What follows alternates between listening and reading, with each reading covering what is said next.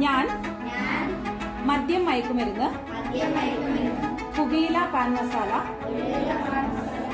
തുടങ്ങിയ ലഹരി പദാർത്ഥങ്ങൾ ഉപയോഗിക്കുകയില്ല എന്നും കൂട്ടുകാരെയും ബന്ധുമിത്രാദികളെയും ലഹരി പദാർത്ഥങ്ങൾ ഉപയോഗിക്കുന്നതിൽ നിന്നും വിൽക്കുന്നതിൽ നിന്നും പിന്തിരിപ്പിക്കുമെന്നും വ്യക്തികളെയും കുടുംബങ്ങളെയും ആരോഗ്യപരമായും സാമ്പത്തികമായും സാമൂഹികമായും സാംസ്കാരികമായും നശിപ്പിക്കുന്ന സാമൂഹ്യ വിപത്താണ് ലഹരിയെന്നും ഞാൻ മനസ്സിലാക്കുന്നു. ആയതിനാൽ ലഹരിക്കെതിരെ ശക്തമായി പ്രതികരിക്കുമെന്നും ലഹരി വിരുദ്ധ പ്രവർത്തനങ്ങളിൽ സജീവമായി പങ്കുചേരുമെന്നും ലഹരി വിമുക്ത സമൂഹമെന്ന ലക്ഷ്യത്തിനായി പ്രയത്നിക്കുമെന്നും ഞാൻ ഇതിനാൽ പ്രതിജ്ഞ ചെയ്യുന്നു. ഇന്ന് അന്താരാഷ്ട്ര ലഹരി വിരുദ്ധ ദിനമാണ്. നമ്മുടെ സമൂഹത്തിനെ കാർന്നു തിന്നുന്ന ഒരു വലിയ വിപത്താണ് ഈ ലഹരി എന്ന് പറയുന്നത്.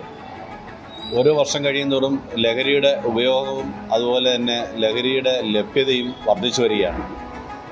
ഈ ലഹരി വസ്തുക്കളുടെ ഉപയോഗം സമൂഹത്തിൽ കൂടി വരുന്നത് മൂലം സമൂഹത്തിന് മാത്രമല്ല, നമ്മുടെ രാജ്യത്തിനും കുടുംബങ്ങൾക്കും കുഞ്ഞുങ്ങൾക്കുമൊക്കെ സ്ത്രീകൾക്കുമൊക്കെ വലിയ കഷ്ടപ്പാടുകളും ദുരിതവും അനുഭവിക്കേണ്ടി വരുന്നുണ്ട്.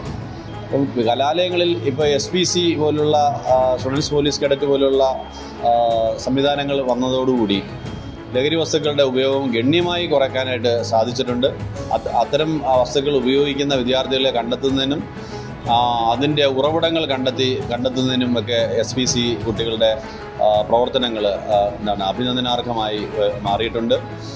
പല കലാലയങ്ങളിലും ഈ ലഹരി വസ്തുക്കളുടെ ഉപയോഗം കാരണം അവിടുത്തെ സമാധാന അന്തരീക്ഷം നഷ്ടപ്പെടുന്ന സാഹചര്യങ്ങളുണ്ടായിട്ടുണ്ട്. പക്ഷേ ഈ SPC പോലുള്ള സംവിധാനങ്ങളൊക്കെ വന്നതോടുകൂടി അവിടെ ഡിസിപ്ലിൻ മെയിൻറ്റെയിൻ ചെയ്യുന്നതിനും ലഹരി വസ്തുക്കളുടെ ഉപയോഗം കുറയ്ക്കുന്നതിനുമൊക്കെ സാധിച്ചിട്ടുണ്ട്. ഇന്ന് അന്താരാഷ്ട്ര ലോക ലഹരി വിരുദ്ധ ദിനമാണ്. അപ്പോൾ അതിൻ്റെ ഭാഗമായി ഇന്ന് സ്കൂളുകളിലും കോളേജുകളിലും പരിപാടികൾ നടന്നു വരികയാണ്. നമ്മുടെ സ്കൂളിലും അതിൻ്റെ ഭാഗമായി SPCയുടെ നേതൃത്വത്തിൽ പരിപാടി നടന്നു. അപ്പോൾ ഇതിൻ്റെ ലക്ഷ്യമെന്ന് പറയുന്നത് ലഹരിക്കെതിരെ പോരാടുക. അപ്പോൾ സ്കൂളിലും കോളേജുമാണ് അത് കൂടുതൽ നമുക്കത് ബേസ് ചെയ്ത് ഇതിനെതിരെ നമുക്ക് പ്രവർത്തിക്കാൻ കഴിയും. കുട്ടികളെ ബോധവൽക്കരിക്കുക. ജീവിതമാണ് ലഹരി എന്ന സന്ദേശം ഉൾക്കൊണ്ടുകൊണ്ട് കുട്ടികളെ ഇതിൽ നിന്ന് മാറ്റി നിർത്തുന്നതിന് വേണ്ടിയിട്ടുള്ള പ്രവർത്തനമാണ് ഈ ക്യാമ്പയിൻ്റെ ഭാഗമായി സ്കൂളിലും കോളേജിലൊക്കെ നടക്കുന്നത്. ഇപ്പോൾ നമ്മൾ ആധുനിക കാലഘട്ടത്തിൽ പരിശോധിച്ച് കഴിഞ്ഞാൽ കുട്ടികളുടെ ഇടയിൽ തന്നെ ഇത് ഒരുപാട് വ്യാപിച്ചു വരുന്നുണ്ട്. അപ്പോൾ ലഹരി പദാർത്ഥങ്ങളുടെ ഉപയോഗം അത് മറ്റുള്ളവരെ അതിൻ്റെ ഉപയോഗം കൊണ്ടുള്ള ദൂഷ്യങ്ങൾ മറ്റുള്ളവരെ ബോധവൽക്കരിക്കുന്നതിന് വേണ്ടിയിട്ടുള്ള ഒരു പ്രവർത്തനമാണ് ഇതിൻ്റെ ലക്ഷ്യമെന്ന് പറയുന്നത്.